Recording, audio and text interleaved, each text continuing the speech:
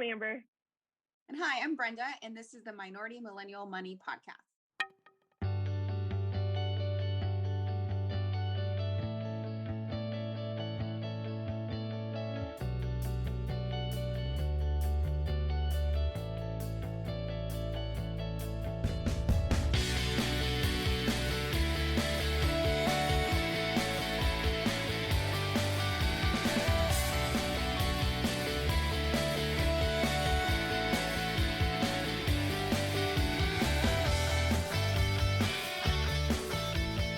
Guys, welcome back. So we're going to talk to you today about a tweet that actually I wrote. A bunch of people were talking about the J Blige situation. Brenda, I know you've been following it a little bit just from Twitter and everybody retweeting things. But basically, J Blige was a famous singer, extremely famous singer.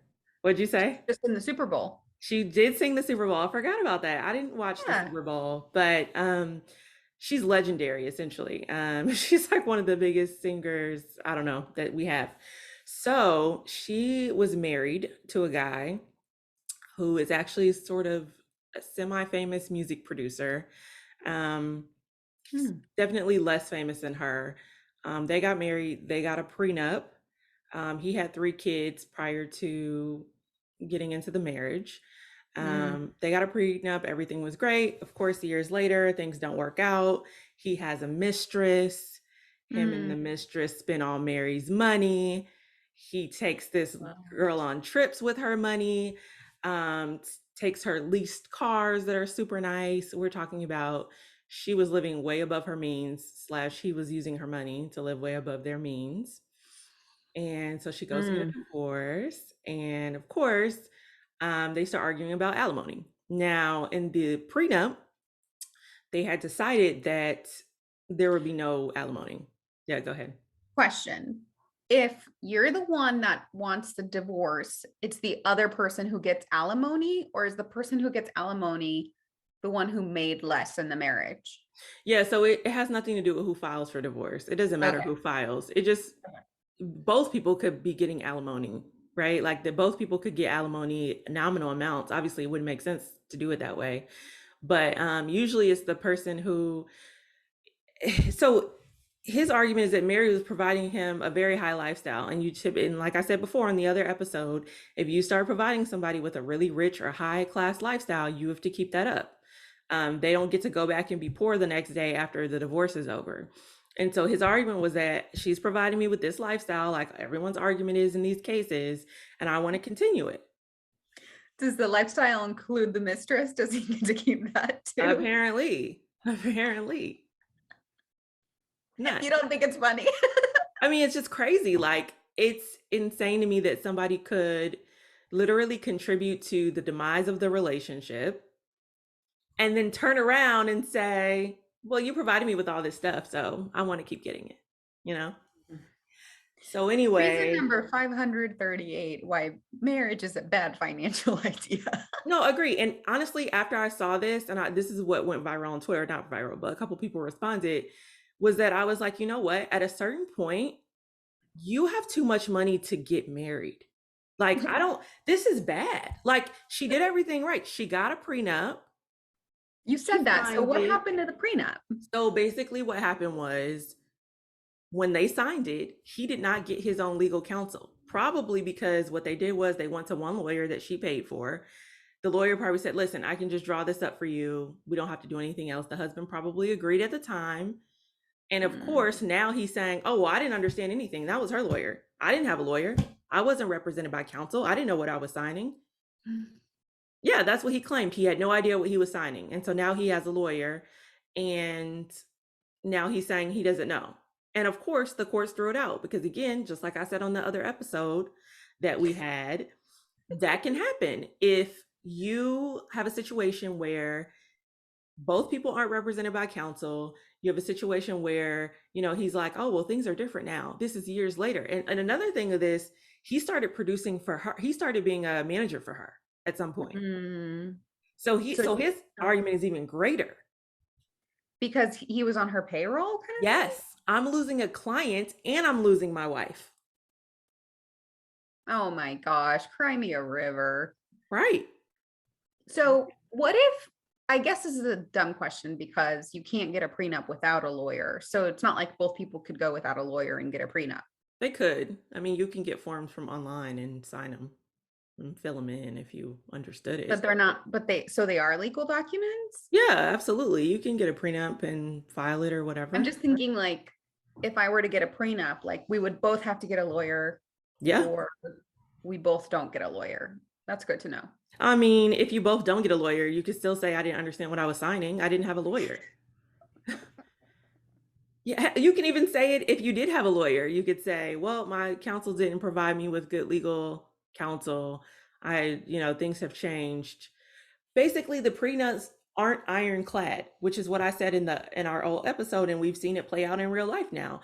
And now this is what kills me, right? He asked for like over $100,000 a month, and part of it was to pay his child support for the 3 kids that he had prior to the marriage. Mm. I quite literally almost died. Like the audacity. I want to know where this audacity grows and The where people audacity. get it. I really, especially the men, it just comes so easily to them. I'm not a And man hater. Listen, I love men, but if I had 1 ounce of that confidence, the things I could do. it's insane to me. And also, so she had a bunch of leased cars, and apparently he never returned them. So she's on the hook for that money. So first, because you did mention this, I do want to go back to the fact that she was living beyond her means. Oh, absolutely.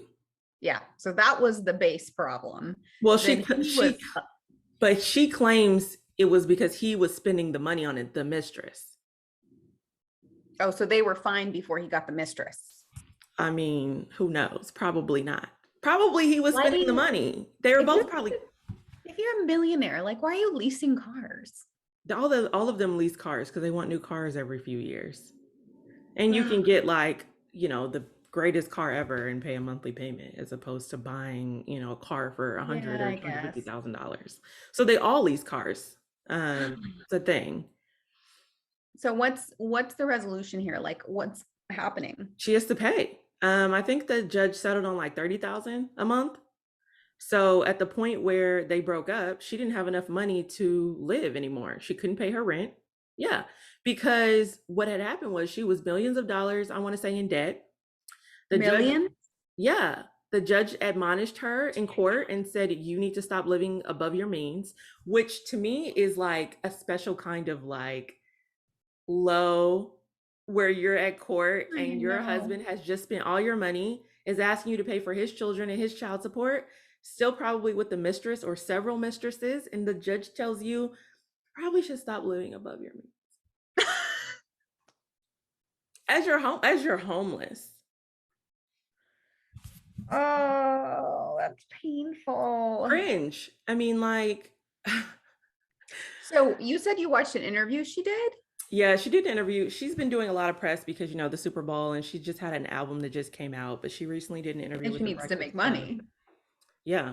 Well, yeah. She said that on the Breakfast Club interview. She said it sounded like she was basically in retirement, which has been the case, I think, for the past few years. Mhm. And she's like, now, unfortunately, I have to work. She was like, I've got to take whatever I can get. I've got to do music. I've got to do deals. I got to put out albums. And let me tell you, Mary J. Blige is legendary.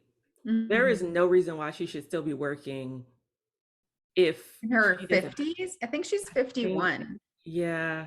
I looked it Yeah. up when I saw her at the Super Bowl because I was like, dang girl. Yeah. But to have Um, a long and exhausting career like that and then to have it all taken away, that's so upsetting. so we were talking about this. So this all got us into, we got here from a conversation on the Tinder Swindler, Yeah. and B, moving in with people before you're married Yes. and without a lease. Yes. So Or with talk you to said with me. a mortgage. Right. So, like, for example, if I moved in with my boyfriend before we got married, not even like if we were just engaged, right? And oh, because I posted a poll on Twitter and I was like, if this came from a conversation I had with a neighbor because she was asking me if I was going to move in with him. And I was like, I don't know, like maybe later this year, but um I would like to be engaged first because I would want some commitment before I give up my own living situation, right? It's just a security thing for me, it's a safety thing, like I need a commitment.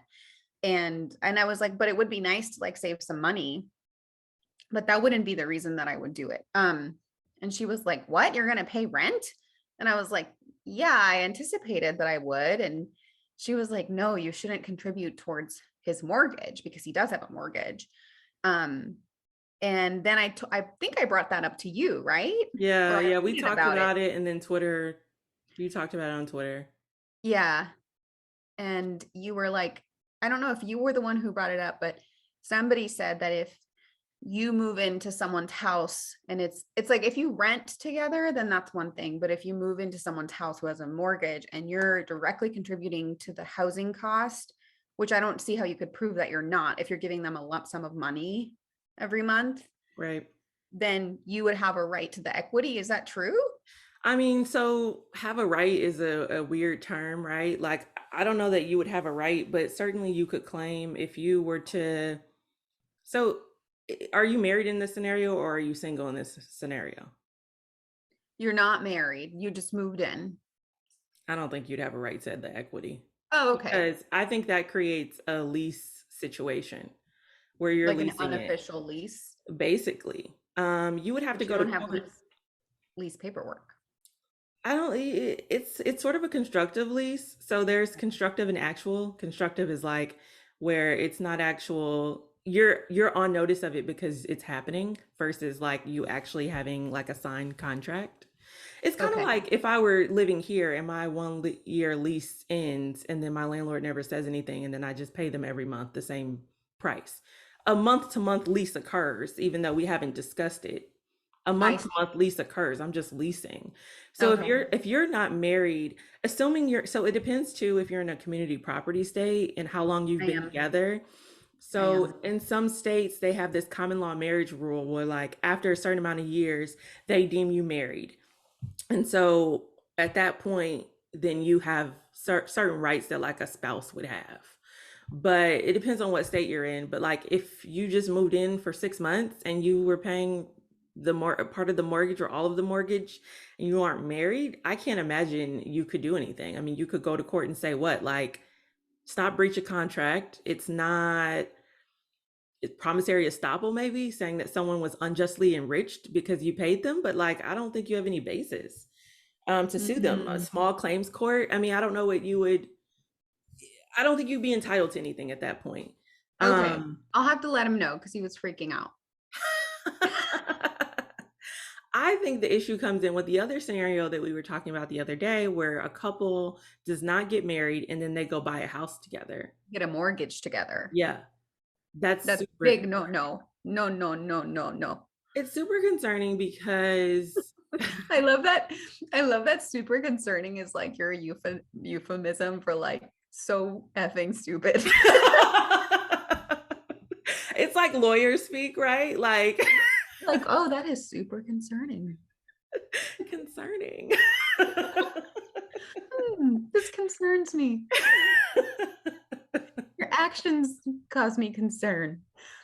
So tell us what concerns you. It concerns me because think about it like, okay, so let's say you get into this house with this person that you're dating, and after, let's say, 6 months, you don't want to be in the relationship anymore. You want to move out. All right. Well, guess what you're going to have to do?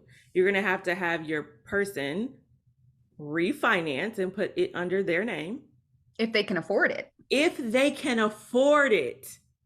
Because if you got the house together, it's possible that they maybe can't afford it on one income, or maybe they can. But are they going to be able to take over the full mortgage payment of that house? Because usually when you get a house with someone, It's you get a because you nicer afforded it house. together. Yes. Right. Yes. The other option is you could sell the house.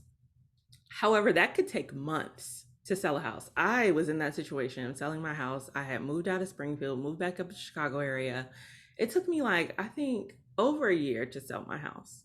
Oh, Oh, wow. yeah. And I was still paying the mortgage, the expenses, and everything. I ended up renting it out That went terribly. I already talked about that in the real estate episode, but I ended up renting it out only because I couldn't sell. So what happens if you want to end the relationship and you're still selling your house 6 months down the line, and now you've moved on with someone else, and you still got to have regular contact with your ex because you got to sell Mm, this house, and you mm, got to still pay for that house until it sells. So let's say you are in it for 6 months, and then what happens if your partner stops paying? Your ex partner stops paying, then that goes in your credit. mm. Here's the thing though, is like, I don't get how people can get into a mortgage before they have some commitment from the other person. And I don't mean this just from the woman's side, like, oh, you should get a commitment. I mean this from the man's side too. Cause like, Mm-hmm. what if he's the one that wants to break up? You don't know if she's gonna go nuts on you Yep. or if he's gonna do that, right? Like, Yep. and I've had a friend get divorced and she's told me like the person you divorce is not the person you married. So Oh like when yeah. you marry, you're like, he would never do that to me, you Yep. know? Of And course. then you're getting divorced and you're like, wow, this is a side of him I never thought I'd see. And like he's so nasty, etc. Absolutely. Well, and So I had I texted. mean, every time I see that like someone bought a house with their significant other that they're not married to, you and I just are like, heavy sigh, I'm concerned. It is. It is. And it's just, it's frustrating because, and, I've told you before, this is how domestic violence starts and this is That's another how thing. it continues. Because if you're in a situation where all of a sudden he starts hitting you, or all of a sudden he starts taking your credit cards away, or whatever, it's going to be a long legal battle to get out of that. And a lot of domestic violence victims, you're at the point where you're so low, your self esteem is so low, you cannot fight for yourself. And if in this situation, you have to get up ready to fight every day. If you want to get out of this mortgage, you have to Right. fight. You may have to go to court. You may have to file eviction notices. You may have to have extra money. You know, Restraining orders. how are you going to do this? You have to be able to fight, and that's the point of domestic violence. They put you in a position where you can't do anything. And I've had court cases like this, I've done criminal cases like this, where Right. the woman is like, you know what, he's taking everything, I don't think I can do this. And it's like, well, Uh-uh. you better get up and try every day. You really do. And I've been at portions of my life, I'm not talking about domestic violence, but just generally adversity, trying Mhm. to get ahead, trying to finish college with no support. You literally have to be in a battlefield, sometimes Mhm. daily, with your In your mind. emotions, with your mental. It is hard, Yeah. it is really difficult. Yeah. So, I think it's a bad idea. And I was bringing this up because, you didn't watch the Tinder Swindler, did you? I haven't, but I feel like I've heard about it enough that I know like what happened. Yeah. So, they talk about in the beginning of the movie, this girl, when, we're talking about how do you get yourself in a situation where you get swindled for, over 100,000 euro. Um, and, she starts talking about Disney, and she starts saying, like, I grew up watching this stuff, and I just thought that, like, I would meet a fairy tale person. Like, I've been looking for this fairy tale. And Mary J. Blige says it too, or someone else said it, like, when they married people, they felt like, oh, this is going to be a fairy tale. I finally met my person. Like, yes, I'm so excited. And they get caught up in all of this faux love. Like the idealism or the romanticized version of like what reality is, I guess. Yeah. And I think in a way, like I try to be a realist without being cynical, you know, Mhm. and that's a thin line I walk. But it has served me well. Yeah. I will say that. So okay, so earlier you said at some point it's just not financially advantageous to get married. Yeah. You shouldn't buy a house with someone that you're not married to. So, like, for example, me and my partner, we both already own real estate. So, I think we would probably just have to rent something together, right? Like, I'd rather either like we sign paperwork and get married that way. And then, assets incurred in the marriage would be split evenly if there was a separation, Right. or we just don't sign a paper and do the outward ceremonial stuff. And honestly, like I'm all for renting like something really nice. Hmm. Same. Yeah, because it's not like we're trying to get an asset. We already have them. And we could probably afford something nicer if we just rented it. Right. Yeah, it depends on where you live. But most places I would say you could probably rent something nicer than you could buy it for. Just because the liability is not there as far as if something breaks down or if something happens, especially if you guys already have liability from the places that you own. Right. And frankly, I just don't want to take on more mortgage debt. Right. And it's And hard I to get don't, all those mortgages too it is. in your name. Because if Right. you wanted to leave again, if you wanted to leave for some reason, it would be hard to get another mortgage. It would be hard to get another lease because you have so many mortgages in your name. Yeah.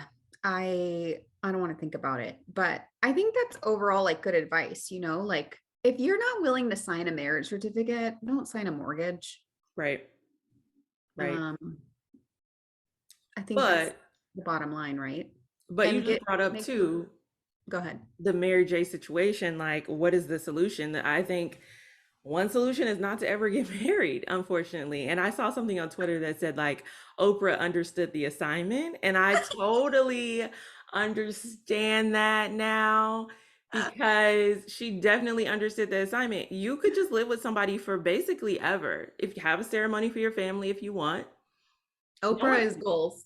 no one actually has to know that you're not married. Right. Unless you live in a common law marriage state, but don't live in one of those. Well, I do. And actually, I just looked up the rules while we were talking about it, and you don't have to live with them for any amount of time. But the criteria are that you have to agree to be married, Mm-hmm. you have to live together, Uh-huh. and you have to call each other husband and wife. Sneaky. Hmm. Illinois doesn't have that. You can live And with we're someone in all day Texas. long. Come on. I What did know. you expect? Cringe.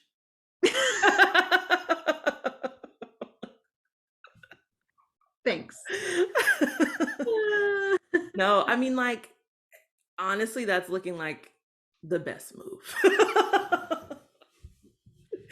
I mean, I think I wouldn't just do it to protect myself, but I think it's something that I would do to protect my partner. Of You course. know what I mean? Like, while my intentions are very good, Of course. let's let's just take care of each other by not and divorces are so expensive. I mean, can you Yep. imagine how much Mary J. Blige spent on Oh this? my God. She had to With pay how for his contentious it attorney's was? fees.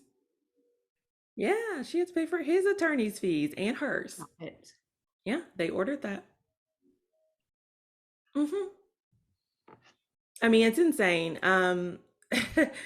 It's totally insane. I think that, like I said before about Disney, I think that a lot of young girls are told to watch Disney, and a lot of parents will restrict access to any other, shows when kids are Mhm. young to just Disney and Nickelodeon. And our heads are filled with this garbage of like this Prince Charming and all this weird stuff. Listen, No, the best girl, thing I watched protect was yourself. the Cheetah Girls, where they were like, I don't want to end up like Cinderella waiting on a prince to come set me free. I'm going to set myself free. Okay. Amen. Exactly. In the words of the Amen Cheetah to that. Girls. And I agree. And like Disney needs to be held accountable, in my opinion. Disney is responsible for the naivety that's going on. This is ridiculous. I just don't understand how you think that's a reality. I don't get it. I don't get it. Like, what planet do you live on? But in the Swindler, I actually felt bad for those women. All of them spent over 100,000 euro on this guy. And, one of them was just his friend. And all of it, he was flying them out in his private jet and doing all these lavish things and taking them on lavish vacations. So they thought he was good for it. They thought he was a billionaire's son.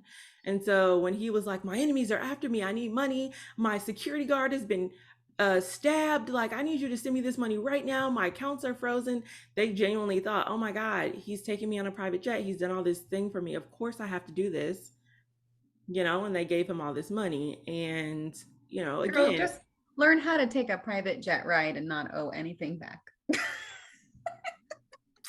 There's one scene where she's lying next to him and he has these scars on his back. And she's like, "What are these scars?" And he's like, "Oh my God, I got detained in South Africa. It was like on discrimination purposes and they held me and they beat me." I would have been out because you probably got detained by the police because you were involved with foolery. I was a prosecutor, right? So I've been there where, people are coming in like they're trying to hold a black man down. I didn't do anything. It's like, we got you on video. Please stop. Please stop. You did it. You're here. You would be like, I'm concerned. This is concerning. This is very concerning. Like, you clearly did it. We have evidence. Do you really think we would waste our time and energy bring you in here if you were innocent? And that goes back to the audacity. That goes back to the naivety that people have. Listen, I know there's a lot on social media and a lot on the media about innocent people being convicted of crimes. It happens very rarely. But because people see it on the news, they think, oh my God, all the people in jail, they didn't do it. They're innocent. I spent my first couple years in prisons because I did prisoner litigation for the state. And that place is awful. And then after that, I was a prosecutor. So listen, it's not what people want to say it is. A lot of them were involved. To the extent of their involvement is another story for the courts to figure out. But most of the time, if you're locked up for something, you probably did it. Right. Like the odds of you being one of those cases that is like right. unjustly prosecuted is like very low. Yes. And prosecutors are arguing the legality of the situation, right? You could be actually guilty, but not legally be guilty. You could be legally not guilty, which I truly believe in. I believe in the justice system in that extent. Like, okay, if we can't prove it, if we don't have any evidence, whether you did it or not, you're not legally guilty. So that's another story. I'm not saying that, I'm biased or that every case I do, I know the person did it and I'm whatever. If you're not legally guilty, we can't prosecute you. Absolutely. But if we're just talking about the actual crux of the situation of someone saying, I got illegally held in South Africa, like, huh? You think the South African government has those types of resources? I mean, like, honestly. They didn't teach you that on Disney? Like, what are you discussing? I know. Well, I mean, I think we taught some valuable lessons today, and that is watch the Cheetah Girls. Don't buy a house with someone you're not married to. Oh God. Yeah. Don't do that. At some point, it is not smart to get married when you have a significant amount of assets. Yeah. And that's it, really. Just 3 lessons. Sorry, guys. There weren't really that many. If you get a prenup, it's not ironclad. And there you go. J Blige should be your guide. What not to do. Yes. Especially for the people who are like, oh my God, we don't need a prenup. Oh God. We could just pay up, not get a prenup and just pay our house in cash. And then we have no mortgage and then everything will be great forever. Oh dear. Okay. Well, hopefully nobody out there is in a Mary J. Blige situation. If you are, or you have a similar story, let us know. We want to know all the juicy details. Prayers to you. Prayers to you. We're concerned. We're very concerned. Please don't. Please get out now. Seriously, please get out. And with that, we'll say goodbye. Bye, guys.